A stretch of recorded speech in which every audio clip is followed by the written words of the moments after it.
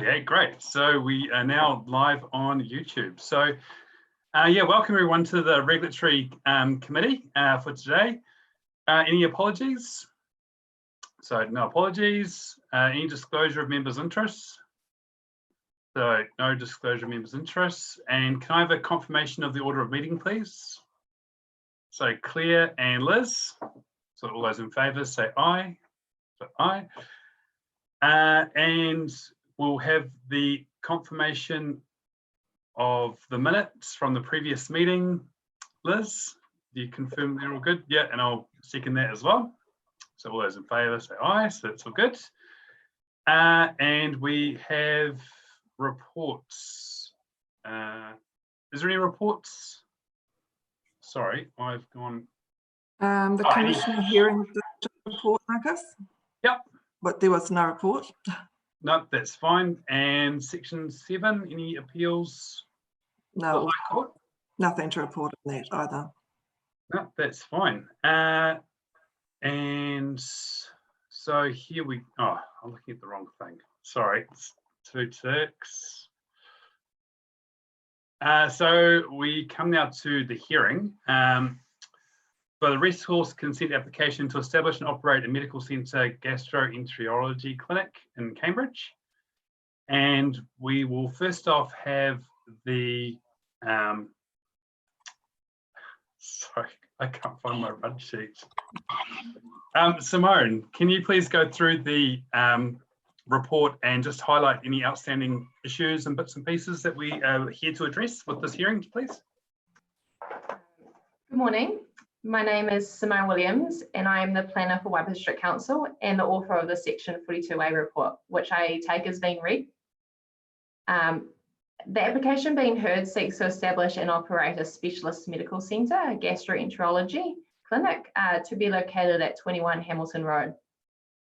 In terms of the activity status and compliance with the performance standards of the plan, the proposal is deemed a non-compliant activity as medical centres are non-compliant within the residential zone and due to the non-compliances with the performance standards for the residential zone. As outlined in my Section 42A report, in my opinion, there are 2 main matters of contention that are relevant to the proposal. The first being character amenity related to the change of site activities and the impact of noise and traffic arising from the increased vehicle movements and frequency generated from the proposed activity, as well as the appropriateness of parking area with respect to the adjoining residential properties. I will go into these matters in more detail after hearing from the applicant. No submitters. Well, they're present at this meeting. The application was limited notified under Section 95B of the RMA. During this time, 3 submissions were received in opposition to the proposal from the adjacent landowners. It is, however, noted since submissions closed in the release of my Section 42A report, submitted from 23A Hamilton Road, Mr. Wiley, and 23 Hamilton Road, PNC Lawler, have withdrawn these submissions through negotiations with the applicant, for which changes have been made to the landscaping treatment and conditions. These changes will provide more screening on the site's eastern boundary, which include changing the evergreen trees from Portuguese laurel to Magnolia blanchard, and the proposed evergreen fence height has been increased from 1.8 metres to 2 metres.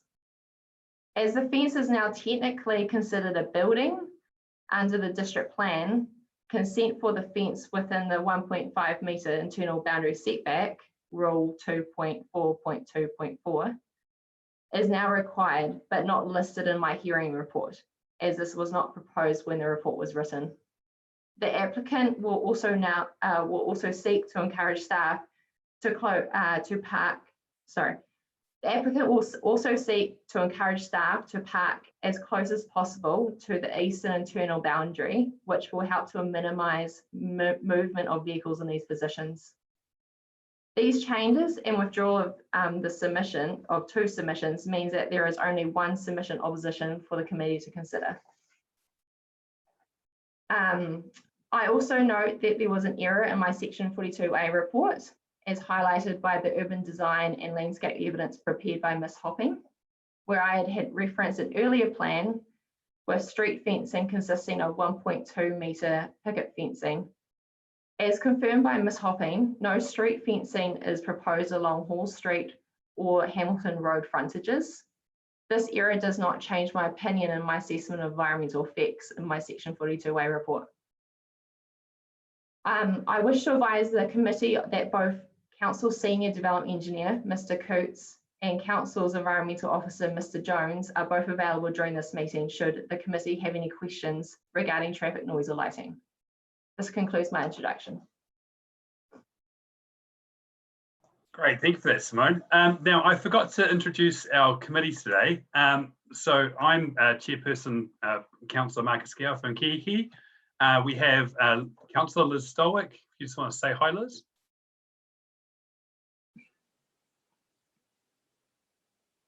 Hi, everybody. And we have Poto Williams from our iwi representative from Cambridge.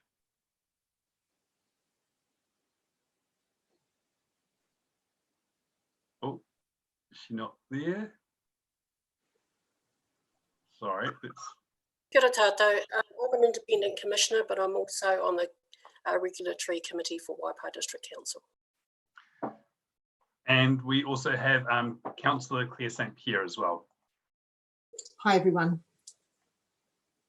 Great, thank you for that. So now we move on to the applicant's planner, Tracy Hayson. So Tracy, over to you, please. Thank you and good morning. As you've heard, my name's Tracy Hayson. I'm the planning consultant for the applicant. I prepared the resource consent application. With the permission of the chair, I'd like to provide a brief overview of the proposal. I acknowledge that you have all received the evidence in advance, but I think it'd be helpful to just go over the main details. Then I'd like to ask the applicant, Dr. Patrick, to give just an overview of what the centre does, how it runs, why they are seeking a site in Cambridge. And then if we can come back to planning evidence and I can answer any planning questions from there. Is that acceptable? Sure. Thank you. So in terms of the proposal, Ms. Williams has outlined the details. I'll just confirm that the application is for a specialist medical centre. They provide gastroenterology specialist services. Dr. Patrick will give you some more detail on that. It's for a maximum of 11 staff on site at any one time, and that will consist of approximately 3 specialists and part-time staff and administration staff. The hours of operation are proposed to be Monday to Friday, 8 AM to 5 PM, and there are 16 car parking spaces in the eastern area of the site proposed. The building is an existing medical facility that the applicant has in Auckland, and it's proposed to be relocated to the site. It's a purpose-built facility, however, it's been designed and appears as a residential villa, and that would be moved onto the site and then landscaping established from there. In terms of the witnesses we have here today, we have traffic, urban designer, landscape and acoustic. We also have the architect and the agent's project manager and representative here, and they're able to answer any questions that you have regarding building. Sorry, can I just also say, Tracy, as well, and to everyone else, we have the plans and bits and pieces ready to share on the screen if you would like them brought up at any time. Sam has them ready to go if you want landscape plans or site plans or whatever on screen. Okay, thank you. That will probably be helpful when we get to evidence, so we'll make a note of that. So if I can just ask Dr. Patrick now to provide an overview of who he is and what the Cambridge Specialist Centre will do and why Cambridge, then we'll come back to planning evidence. Good morning, everybody. My name is Alistair Patrick. I'm a gastroenterologist based at Middlemore Hospital and in private in the centre of Auckland. Our background for looking down in the Waikato for a site was that we've been practicing in our private rooms here 11 years. So we built 11 years ago, which was designed to fit with our facility. So we have theatres to do endoscopy, and we have some consulting rooms. And over the last 11 years, we've grown now to be the biggest group of our type in New Zealand. And so we've purchased a new piece of land and built a new building and moved into the new building. And that left us with a beautiful villa that is purpose-built for what we do. And it seemed a shame really not to be able to use it for something new. And so we looked around New Zealand for different places where we could potentially move this building and set up a clinic similar to what we've been running up here in Auckland. And we actually see a lot of patients from the Waikato region who drive all the way up to Auckland to see us for our services, because they're waiting so long for these sorts of services locally within the Waikato region. And that sort of got us thinking about the opportunities that might be available down in your neck of the woods. The reason that we built a villa in the first place was the part of Auckland that we're in is also a residential area. And when patients come for their procedures, they're very nervous and they don't really know what to expect. And it makes a huge difference for them to come into an environment that is familiar, is seen as less threatening than a hospital environment. It's more like coming into someone's home. And this makes a huge difference to the experience of the patient through the procedure and through the experience with our centre. And I think part of the reason for our success has been our facility and how great our facility has been over the years. But we really just outgrew it here in the middle of Auckland. And so when we were looking for a place to move, we looked particularly around the Waikato region, thinking about the catchment extending through across to Rotorua and Tauranga, the whole of the Waikato region, even down as far as Taupo.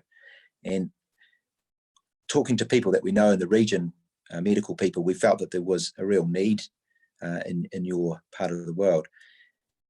Waikato Hospital is about to start bowel screening the next year, and we're going to end up needing more and more of these sort of services to be performed. And we're all about preventing bowel cancers. That's mostly what we do. We do screening endoscopies and other procedures, small procedures as well. And so what we're anticipating doing in the Waikato is exactly what we've been doing up here in Auckland for the last 11 years. It was very difficult to find a site in Cambridge. We looked for a long time, about 18 months, because we needed a piece of land that was of an appropriate size. We couldn't get too far out of town because we needed to be on town supplies for both sewerage and water, etc. And we wanted to be on a main road so that we're visible and that our impact, for the cars that do come and go, wouldn't be flowing off onto back streets. And so we were very pleased when we finally located this position, which is sitting on a corner site in a very prominent place. And so we've now, got 3 consultants from Hamilton Hospital and a 4th, and then a couple are going to come over from Tauranga. So we're going to have 6 specialists, as Tracy mentioned, practicing out of the building. Now, all of these people work in the public system as well, and so they're very much part-time private doctors, which is why the numbers are not dramatic through the centre. The other thing is that the procedures that we do, we're not a GP clinic or an emergency centre, and so our patients come for a procedure which takes on average about half an hour, and most patients would stay for an hour to an hour and a half. Patients also come for clinic appointments, and our new appointments take about 45 minutes. So it depends how late the doctor's running.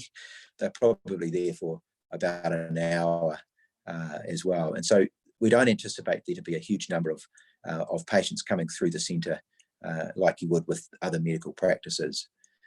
We also, realise that we're going to be creating jobs within the region, which is obviously a positive thing in these current times, and providing a service to the community. And so that's what we're about, really.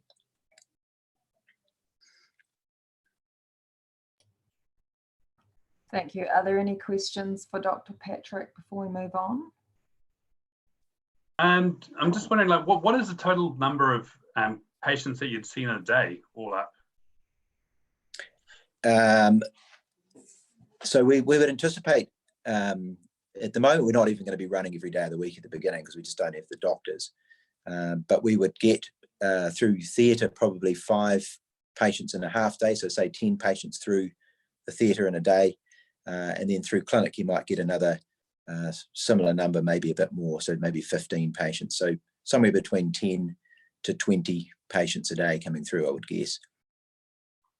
Okay. And would there be any needs, like if the centre goes, you know, if you get a lot of clients and things, would there be any needs to work on weekends or after hours, or just literally 8:30 to 5:30 Monday to Friday? When you work on a weekend, you pay the staff time and a half, and the doctors all have young families, and so there's not a lot of appetite for Saturday work. I think if we were open right now, we've already had an approach from Tauranga DHB. They desperately want us to try and help them with their waiting list.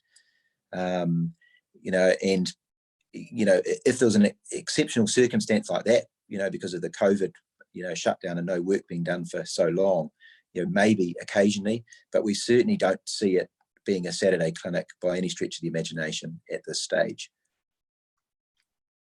Okay, cool. Any further questions from the committee? No. Okay, that's great. So can we pass that on to, expert witnesses now? Yeah, if we just come back to planning and then we can move on to Mr. Constable for traffic. Okay. So just to reiterate, in terms of the application, it is for Monday to Friday, 8 a.m. to 5 p.m. So there's no provision sought for anything outside of those hours, apart from potentially a cleaner. So there wouldn't be scope within the consent for weekend work. That would have to be dealt with as a separate application. Now, I'll just in terms of the submitters, and you've heard from Ms. Williams that there have been some withdrawals. I'll just comment also on those. We've been in discussions with both the Wailes of 23A and the Lawlers of 23 Hamilton Road over the last couple of weeks, and have agreed some additional landscaping, which was submitted with my evidence on the landscaping plan, and that was just some changes of trees, fencing detail, and on the basis of that, they were both happy to withdraw. You will have received this morning an amended set of recommended consent conditions, which has been agreed with the submitters and the applicant. And all those changes really do is just tighten up the wording. There was some concern that the consent needed to be quite specific to the activity that we're applying for, so that you couldn't say in the future have a general practitioner's clinic move in and operate under that consent. The applicant is more than happy with that. The application is for the specialist centre, as you've heard Dr. Patrick speak of.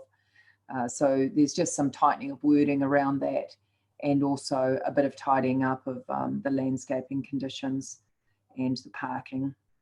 I'm happy to answer any questions on those, or if you wish to direct them to the experts as we move through. From a planning point of view, you will have read my evidence, I'm sure, so I don't propose to regurgitate it here for you. However, just to confirm that I agree with Ms. Williams that the main issues in contention primarily relate to adverse effects on residential amenity and character associated with a non-residential activity in a residential zone. My overall conclusion has been that the adverse effects are able to be mitigated to a level that they're acceptable or no more than minor. And that's both in terms of the effects on the wider community from having a commercial activity in a residential zone, and also the more immediate effects on neighbours, and that's certainly supported by the withdrawal of the 2 submissions from the immediately adjoining neighbours. There is a third submitter, and that's the owners of 27 Hall Street. We did attempt to engage with them on several occasions, and unfortunately were not able to connect. We haven't been able to progress discussions in that regard. However, we are confident, and I am comfortable in my opinion, that any potential adverse effects have been mitigated on their property, and we can speak further to that in our noise and traffic evidence, and also the landscape architect can address that for you. And just in terms of the policies and objectives of the district plan, they're quite clear that there's a limited tolerance for non-residential activity in the residential zone. However, there is quite clear policy in the district plan that says where you have an activity that provides for the health and well-being of the community, and that has a clear need to locate in a particular residential environment, then those activities are appropriate. And in my opinion, that is what we have here today. We have an activity that is clearly in demand in your region and has some very unique characteristics of why a residential zone is an appropriate location, both in terms of the activity itself and also the characteristics of this site, and that it's on a main road, it's on a corner site, it's in an area where there's a mixed use character there already. You have a motel directly diagonally opposite. You have resource consent granted for another motel on the corner of Hall and Hamilton opposite the site. And then you have a mix of different types of residential activity and some commercial as well. So there's quite clearly already a character that may not be typical of a suburban neighbourhood. And that's why this site was chosen, and why in a planning manner I'm able to support that location.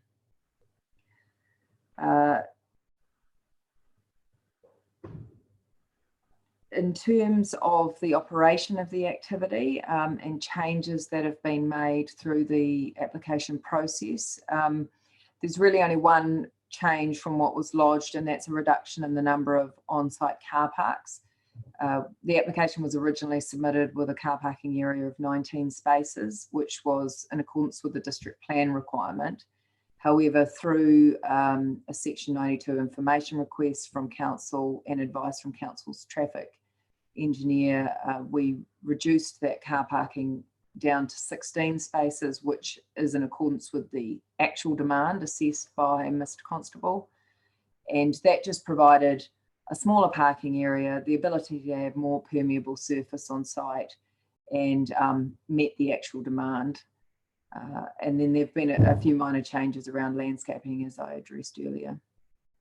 So happy to take any questions regarding planning before we move on to the other experts. I just have a question about the Auckland site. What zone is that in? And has there been any issues around noise and bits and pieces of that? Like, is it in a residential kind of environment? Yes, it's located in Remuera in a residential zone. And perhaps I could just ask Dr. Patrick to talk about any issues they've had. Sure. Yeah, so we're surrounded by houses, and we've never had a neighbour who's complained about anything in 11 years. And so, you know, we don't create noise. We don't have any big pieces of plant. We do have vehicles obviously coming in and out, but it's worked really well in a residential area. It's from the street, people wouldn't even know, except for the signage, that it is a business, because it's a very attractive looking villa. And so it fits right in the middle of Remuera, surrounded by other villas. The zoning now has completely changed with the unitary plan here. And unfortunately now we're surrounded by 5-storey apartment buildings. So things have changed up here in the last 11 years. But certainly, currently it's exactly the same sort of site that we've looked at and got down here in Cambridge. Great, thanks. Any other questions? Yes, I have a question, Ms. Hayson. At number 66 of your application, you quoted Davidson Family Trust versus Marlborough District Council, and through that reference, you have discounted part 2, or you say that part 2 is not required. Can you please expand on that a little further for me, please? Yes, sure. So I haven't discounted it. What I've said, and this is supported by the case law that I've referenced there, is that where a district plan is seen to embody the principles of the RMA in terms of part 2, so the sustainable management and the various matters that are dealt with under part 2, where a district plan has picked those up through its policy framework, and in my view, the Waipa district plan has, then the courts have said that there's no need to directly refer to part 2 in an application. And in my view, your district plan is robust and does give effect to both the RPS and the part 2 matters.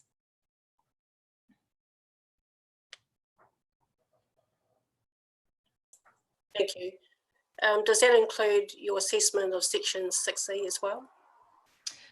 Yes, and I did read the analysis that Ms. Williams provided of the various other statutory documents that also give effect to part 2 and part 6 in particular, and I agree with her opinion, and that there were no particular matters that needed to be addressed in terms of this application. Thank you. Thanks.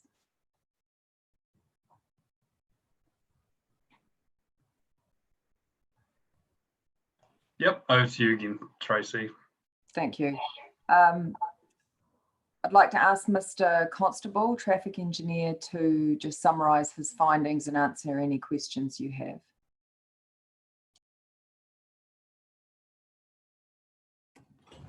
Good morning, everybody. Ian Constable, Traffic Engineer. I was engaged by Dr. Patrick last year to assist with this application from traffic perspective. I had a look at the proposal at the time and decided, yes, I can support this, and then proceeded to assist with assisting with the design process and meeting with the council and to arrive at the design that we have today.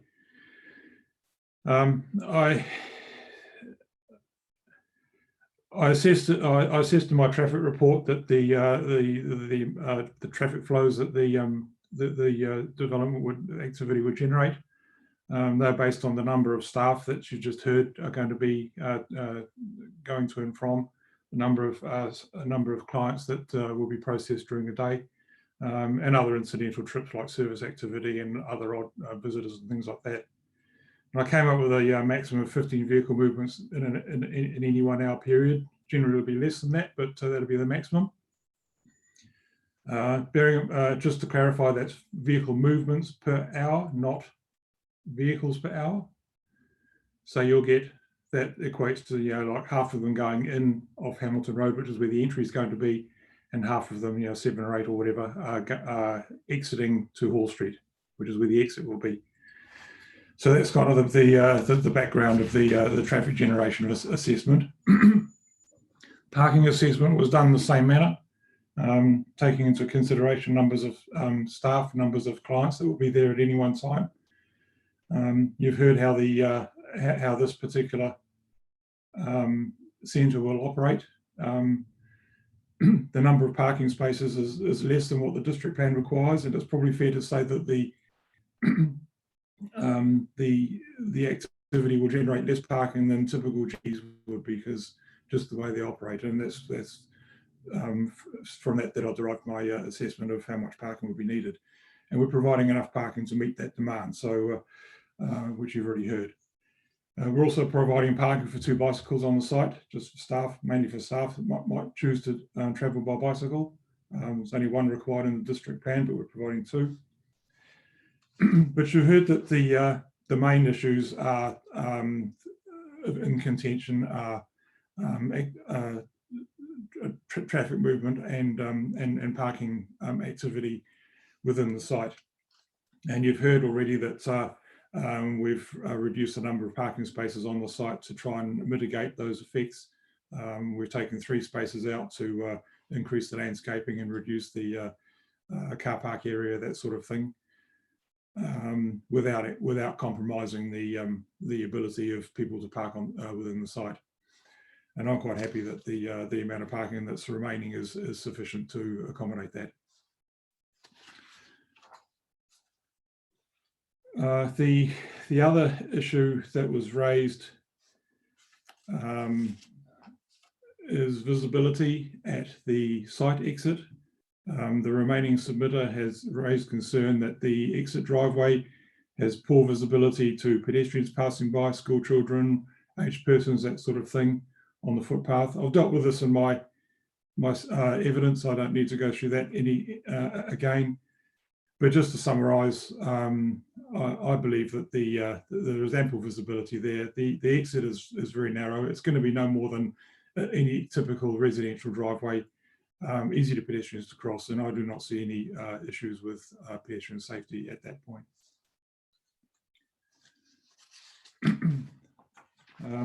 You've also heard that staff will be encouraged to park within the site along that side boundary. That will reduce the turnover of parking that's closest to the boundary. That should assist with the noise and distraction issues relating to the neighbour that's there. I've read through the council officer's report. I agree with everything that's related to traffic and the conclusions in that report. I've looked at the conditions relating to traffic and parking, and their conditions 20 through 23. I agree with those conditions too. I have nothing more to add to that. I'm happy to answer any questions.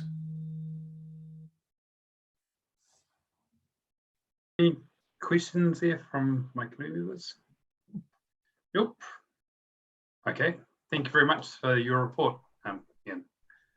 Thank you. Thank you. I'd just like to ask Mr. Allerton, the acoustic specialist, to provide his summary and answer any questions. Tracy, good morning, everyone. I just thought I'd quickly recap the conclusion from my evidence, which in effect, conclusion we've reached is the potential noise from the whole site activities can comfortably comply with the Waipa district plan, and that should consent be granted, the proposed conditions from the consenting officer are encouraged, maybe with a few small tweaks, and maybe just the addition of a condition regarding a double check at building consent stage with regard to the mechanical services plant. But other than that, I think you've all read my evidence, so if there's any questions, I'm happy to answer those. Yep, Councillor St. Pierre. Yeah, thanks very much. Damien, the question I had was about the background noise that is obviously caused by the proximity, to Hamilton Road.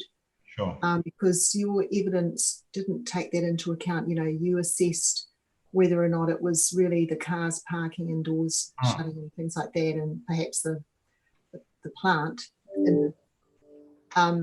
would comply with the rules in the district plan. But I just wondered if I could get your opinion on whether or not that ambient noise, the background noise from that traffic flow, is probably going to be the dominant sort of effect, I guess, that really, it's just that you didn't, I didn't know whether or not you took some measurements when you actually did your site visit in preparation of doing your report. If you could give some comments on the level of noise from that traffic. Yeah. So certainly, in terms of this type of activity, a desktop assessment's easy enough to do because it's a very straightforward sort of proposal with car movements around car parks and so forth.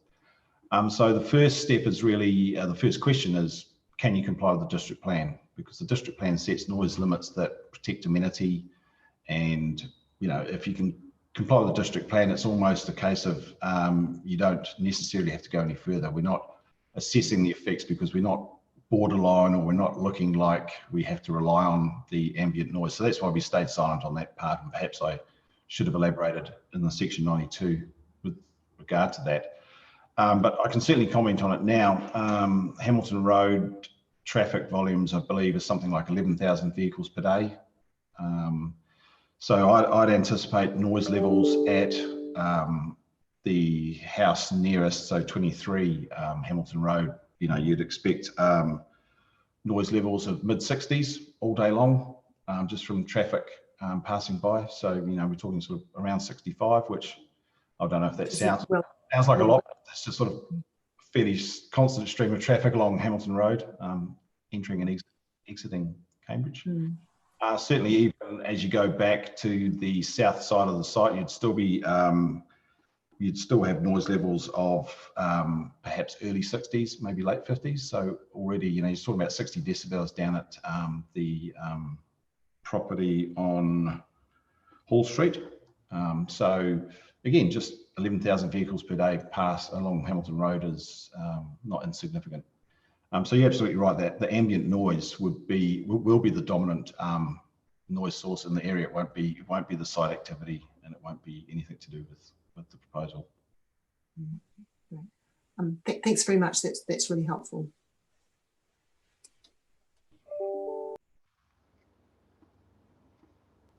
Alrighty, Tracy. Thanks. So I have a question, please.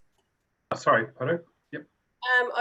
I'm just looking at the, kia ora, Damien. I'm just looking at the conditions, the suggested conditions, and we talk about car park formation, and also number 23, which talks about the pavement design and the treatment, the surface treatment. Are they low noise? Are they designed for the low noise as well?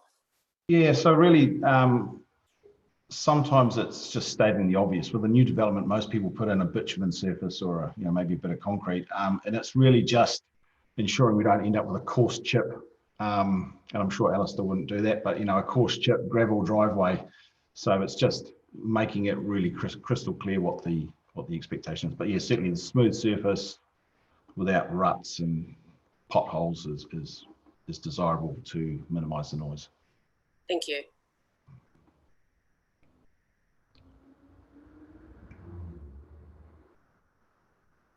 If there's no more questions for Mr. Ellerton, we can move on to Ms. Hopping, Urban Design and Landscape. Yep, great. Good morning, everyone. I'm Andrea Hopping, Director and Landscape Architect at Foley Group Landscape Design. In my evidence in chief was based on the urban design report and plans that I completed as part of this resource consent application.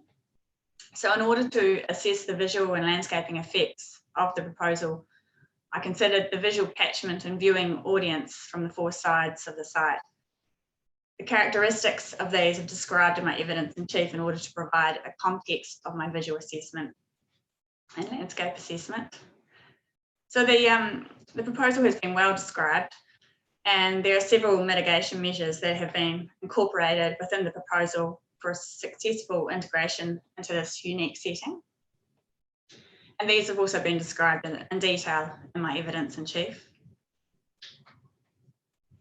Careful and appropriate building selection, context analysis, site design, combined with adopting urban design principles during the design process, add positively to the character, amenity, and wider urban environment. And I'll run through some of the predominant urban design principles that we've adopted in this situation. So specifically in regard to site composition, with the location of the building, the car park, and associated landscaping. The car park is located in the eastern portion behind the building. So the landscape mitigation has been designed to conceal it partially from the street so that it doesn't visually dominate the site. Yeah. Would it be handy if we had the landscape plan up on the screen? Yes, actually, that'd be great if you can. I can. Oh, you've got it. No, that's all right. Sam will just bring that up for you in a moment. Right, there we go. Is that the one that you're after? No, it's probably the last, the third to last page in that set. Next one, perfect. Great, thanks, Sam. Sorry, can I just say that that's the original plan? That's not the amended design that was submitted with our evidence. Have you got a copy of that? It was Appendix 1 to my witness statement and also appended to Ms. Hopping's evidence. I can share that if it's easier. I can share it too if that. Okay. Oh, yeah, maybe if you could, Tracy. Or Ms. Hopping, do you want to share yours and then you'll just bring up the landscape because mine's Hang on, I can't see the share tab. Sorry, I just down the bottom. Release share now.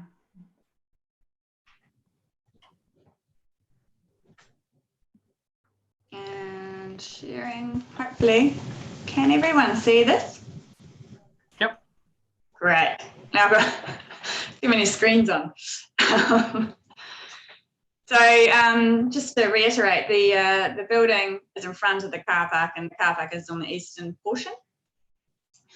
So it helps sort of screen the car parking from the main corner on Hamilton Hall Street corner and ensures that it doesn't become visually dominant on the site. In creating a permeable interactive street boundaries, the building is sited inside the boundary and sits parallel to the street and property lines, as you can see along here. Windows facing the street footpath network provide engaging active street frontages whilst maximising safety on and off the site. And what we've done is remove the 1.8 high solid fences along both street boundaries and replaced them with lower layered amenity planting to provide a more human street scale interface. The vehicle and pedestrian accesses off Hamilton Road are flanked with planting to ensure visibility and convenience. And we maintain that the signage on site will be relatively discreet. So the overall landscaping treatment is to maintain clear sight lines between the vehicles and pedestrians and provide shade, improve amenity and assist with the visual screening in and around this car park specifically. Accessibility is for all users with clear, safe pedestrian routes to the main entrance. And I consider that the aspects of the design from a landscape or visual perspective ensure the proposal does not generate significant adverse landscape or visual effects on the publicly available catchment and viewing audiences surrounding the site. The materials, the forms, the plant species enable the proposal to sit comfortably within the existing residential suburban environment, and wider public views will not be significantly affected. If you would like, I could continue on to residential character, as that's quite a strong point, but it has been well covered in my evidence. Yeah. Yeah. Yes. Sorry, yes. Yes, sure. So residential character of the site is influenced by its location along Hamilton Road, which is been stated, but it's a major arterial road, and also by existing surrounding residential and commercial activity, including the Cambridge Mews Motel, which is in the northwest corner of the site. All of which contribute to the unique character of the immediate local area. The commercial nature of the proposal is of an appropriate scale and is not out of character given this receiving environment. And as previously mentioned, the proposal is not significantly changing the residential character. The design is responding to the site and its context, with the residential character within in terms of architecture and extent of residential and scale planting to provide a positive amenity. The landscaping treatment within the building setbacks responds well to the existing streetscape, allowing the bulk and the location of the building to blend into the suburban environment. And from an urban design perspective, I consider this proposal achieves a more engaging street front for the benefit of the local residents within the community and public safety. And in regard to visual amenity, it's in my view that the amenity planting provided within the car park helps break up the hardscape into smaller, visually discrete parking bays, whilst providing the neighbours a bit more buffering. The visual width of the car park along Hamilton Road frontage is also minimised through planting evergreen hedges on either side of the entrance. So as you can see here, this hedge along this side of the entrance, and there's another one underneath here, they're proposed to be 1.5, so it really narrows the entrance so it's not as wide as the whole car park width.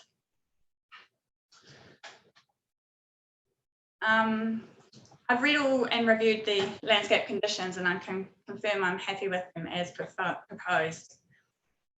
And I'd like to conclude by saying I agree with Simone Williams' report, and that the site is located in a unique, localised, changing environment where appropriately scaled commercial development on the site is appropriate and not out of character.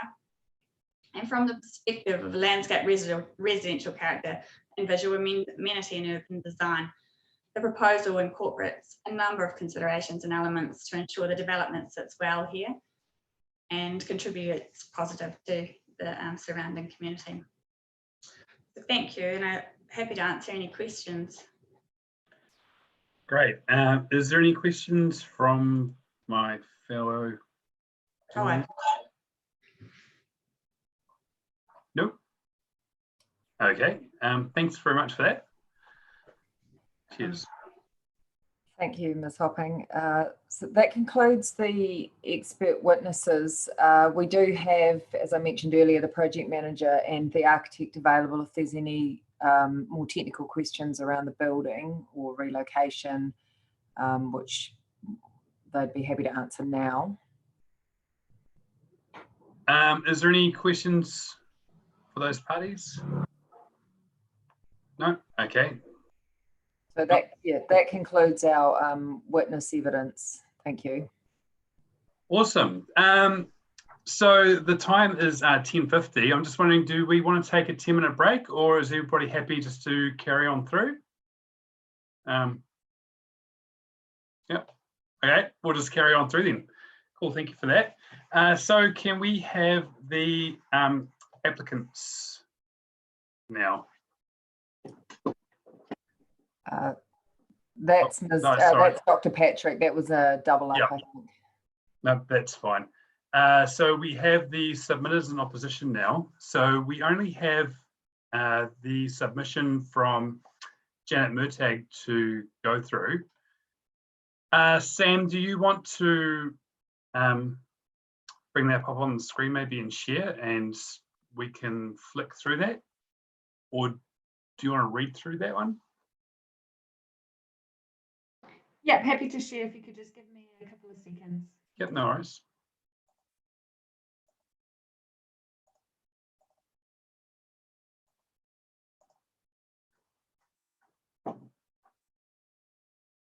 I apologise for the not smooth sailing of the meeting. It's a new environment doing this via Zoom.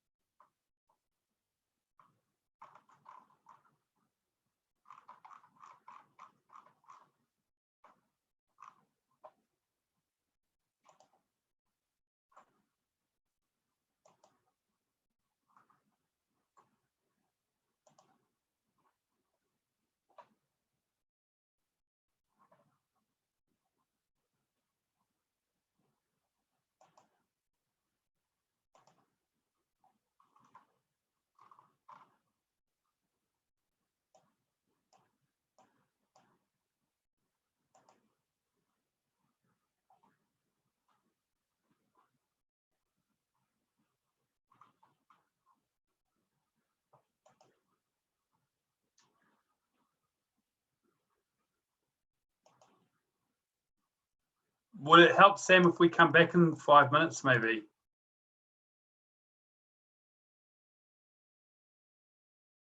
All right, let's go. Just need to know what page, sorry. I'm in the agenda. Page 319, Sam.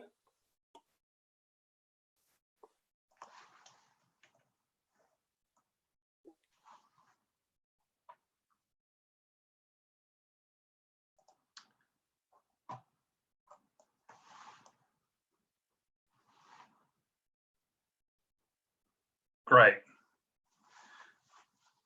Do you just want to read that out for us, Sam, so we can hear this?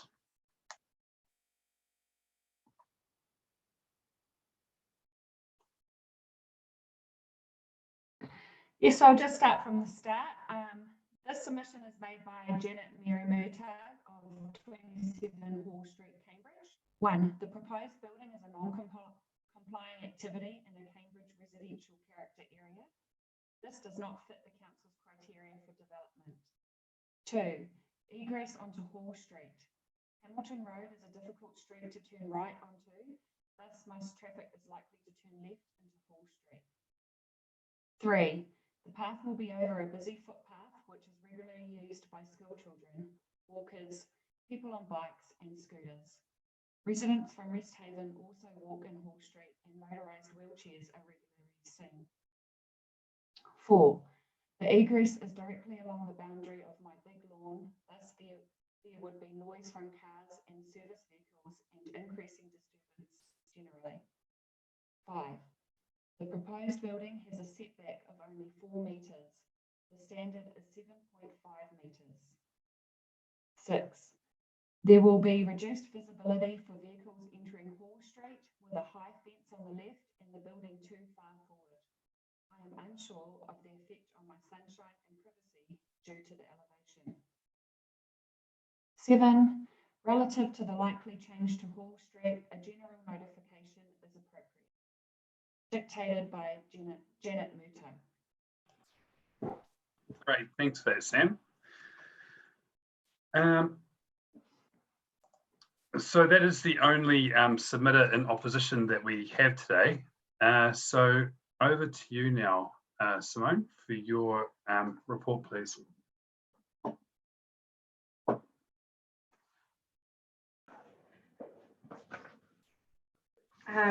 Sorry, hang on.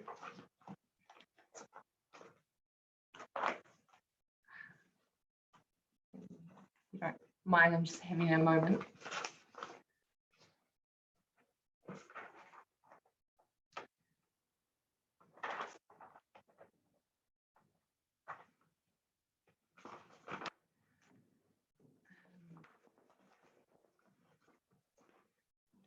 Sorry.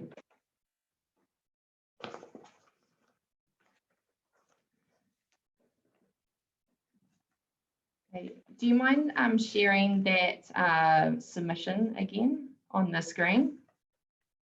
Yes, will do. Thank you.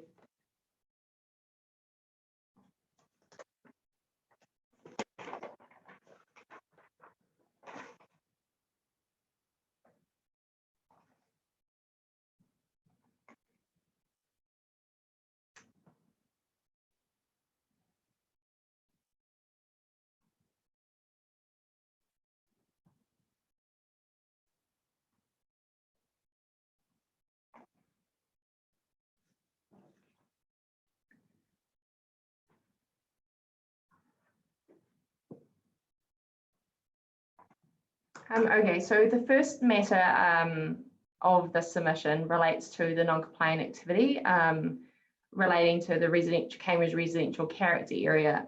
As stated in my section 42A report, the site is noted to be within 2 character streets, being both Hamilton Road and Hall Street.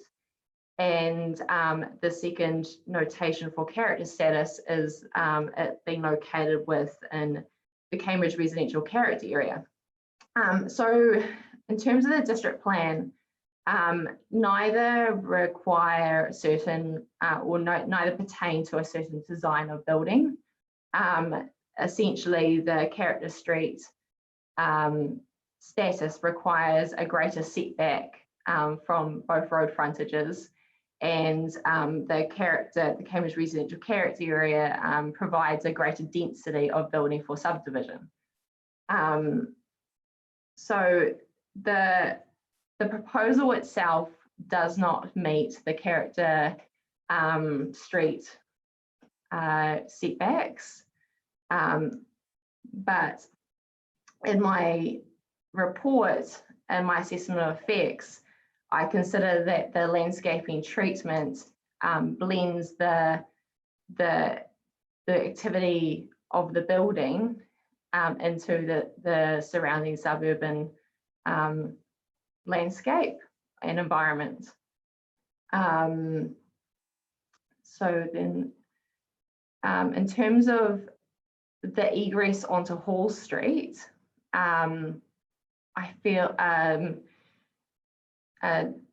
Council's development engineer, Tony Coots, has addressed this in his report.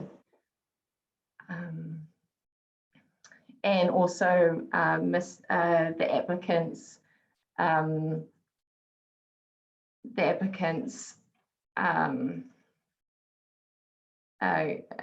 engineer has also responded to this and most of those points too. So those are the majority, like kind of in terms of grouping those submission points. I feel like they've all been addressed through either the applicant's evidence or in my section 42A report in my assessment of environmental effects. Is there any questions? Any questions? No, okay.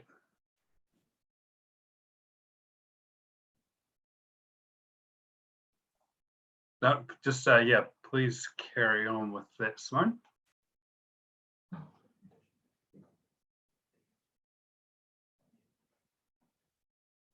Oh,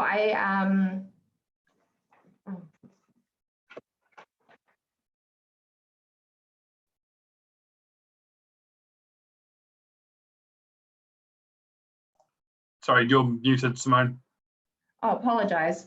Okay, so do you want me to run through my statements at the? Sorry, I don't have the preceding document, like the document for which this hearing is the order of events. Are we at the point of my reply? Correct. Yep. Sorry, I apologise. That's all right. No worries. Okay. So I'd just like to acknowledge the applicant for presenting the information. In accordance with the section 42A report, council have obviously undertaken a planning assessment for the establishment of the specialist gastroenterology clinic located at 21 Hamilton Road. In my section 42A report, an assessment of the proposal against objects and policies of the district plan is included in the consent application. And in section 11 of my report, my assessment is considered the proposals fit in with the objects and policies of the residential zone and the district-wide transportation sections. Overall, this assessment has concluded that the commercial nature aspect of the proposal does not give rise to conflict within the residential zone or transportation objects and policies of the plan. In terms of its activity status and compliance with the performance standards of the plan, the proposal is deemed a non-compliant activity due to the nature of the activity being a medical centre and some performance standards relating to the residential zone.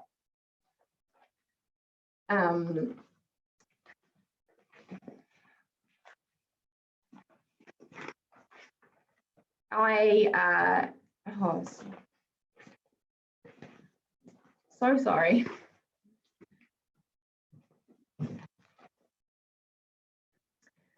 An assessment of environmental effects is included in my section 11 of my report. This assessment is considered the permitted baseline in the receiving environment and effects of the activity with respect to the visual and residential character and amenity, noise and traffic, parking, infrastructure and positive effects. Based on the technical reports submitted with the application and the submissions received, the further information provided by the applicant, advice from council staff and my assessments, the overall conclusion I reach is that the actual potential effects on the environment should consent be granted, will be no more than minor. Based on the conclusion of my assessment and a schedule of suggested conditions, should consent be granted, were provided in Appendix 7 of my report. In regard to the amended landscaping treatment along the site's eastern boundary, I support the proposed changes to increase the landscaping treatment. And then in response to the acoustic evidence presented, for which Mr. Alderton recommends an additional wording to a car parking condition to encourage staff to park as close as possible to the eastern internal boundary. This will help minimise movement of vehicles in these positions. Mr. Alderton also recommends an additional noise condition to confirm that all operation of mechanical services associated with the site will comply with the Waipa District Council noise limits at all times. I'm happy with these recommended changes. And then also in response to the changes sent from the applicant this morning to many conditions, these no real planning consequence to these changes, and I support those recommended changes. That concludes my summary. Great, thank you for that. Is there any questions for Simone on her report? Nope. Okay, that's great. So we'll go back to you now, Tracy, for your right of reply, please. Sure. Thank you. I'll just reiterate a couple of the points that were made and then provide a short conclusion. So you've heard from Dr. Patrick that there's a real need in this community for specialist gastroenterology services, and that's going to assist the rolling out of the National Bowel Screening Program in your community. And that there are some fairly unique characteristics required for a site location. So this activity is not well suited to a typical commercial zone location, and that's why a residential location like this has been sought. Essentially, this activity will look like a residential dwelling. It's a beautiful villa. It's going to have extensive landscaping, which in my opinion will provide a positive contribution to the streetscape. The existing site has a solid fence along both street front boundaries, and in my view provides no connection to that streetscape amenity, and this will dramatically improve that. So really it's just the car parking area that from a visual point of view is not what you'd typically expect in a residential environment. And you've heard from Ms. Hopping how that has been mitigated through some carefully designed landscape treatment, both in terms of larger trees that will provide some canopy cover and also treatment to the hard surfaces and around that Hamilton Road entry. So this is a good outcome for the community, and it's able to be operated in a manner that won't create problems for the immediate neighbours or that wider community. In terms of the submission from the owners of 27 Hall Street, I'd just like to address a couple of the points that were made. I point out that the existing dwelling on the subject site is 2-storied, and the proposed building is a single story and will be located further away from their boundary. So in effect, we are looking at a reduced dominance and scale through this proposal.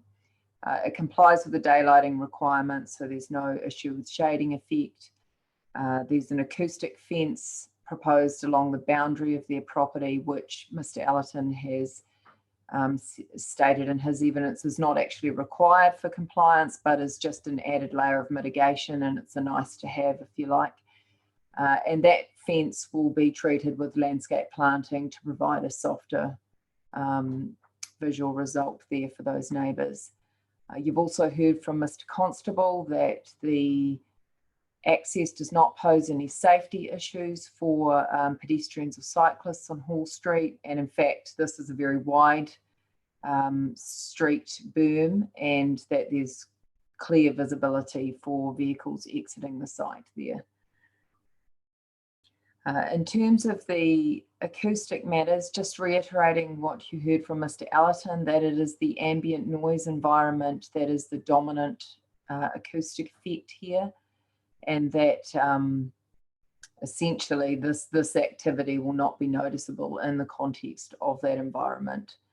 And I just go further to make the point that for, I think it's 123 hours of the week, this site will be silent. There'll be nothing happening on it.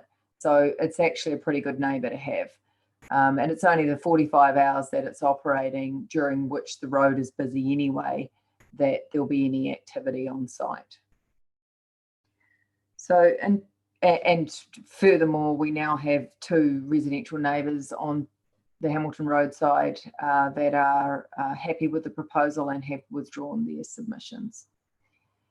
So just in terms of the planning considerations, and to summarise, this is a non-complying activity. It's therefore required to pass one of the gateway tests in the RMA, and that is either that the adverse effects on the environment are no more than minor, or that the proposal is not contrary to the objectives and policies of the district plan.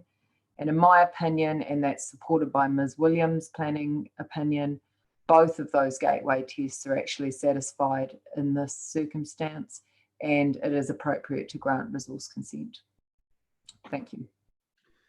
I'm just wondering, Tracy, we have the amended conditions available to share on the screen if you would like to go through those at all. Yes, I can do that and point out the changes. Okay, great.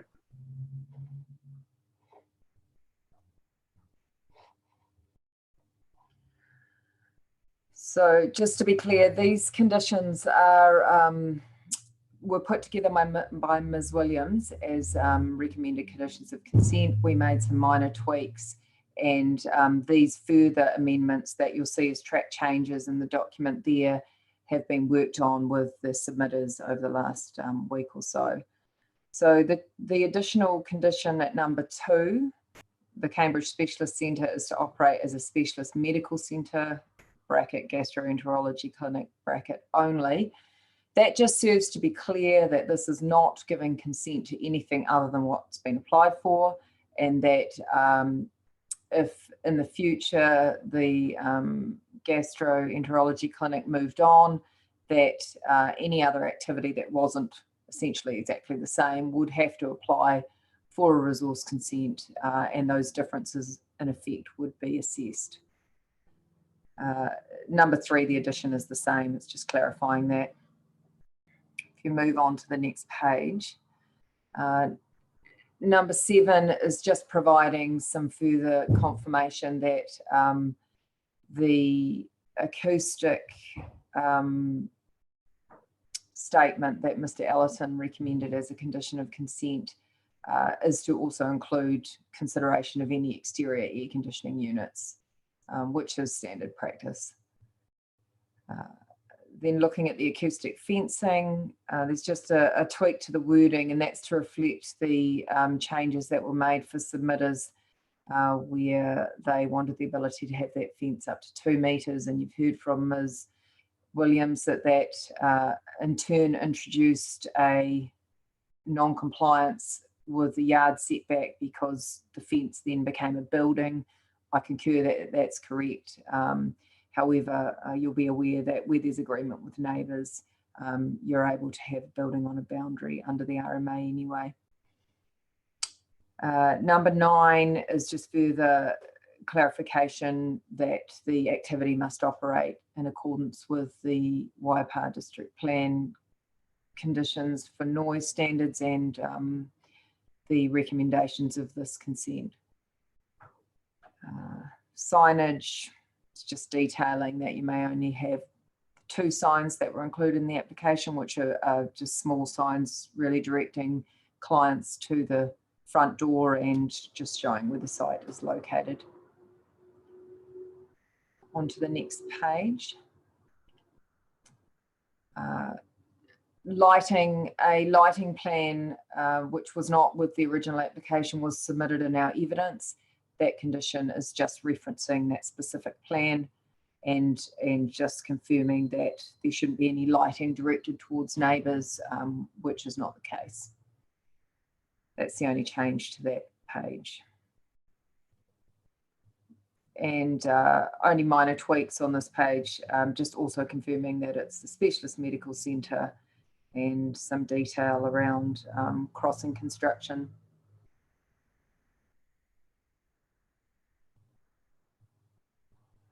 You heard the discussion around the pavement treatment. That's condition 23, just provided a bit more detail around what needs to be provided with the plans, and that will go to council for certification. So there's a second check there as well.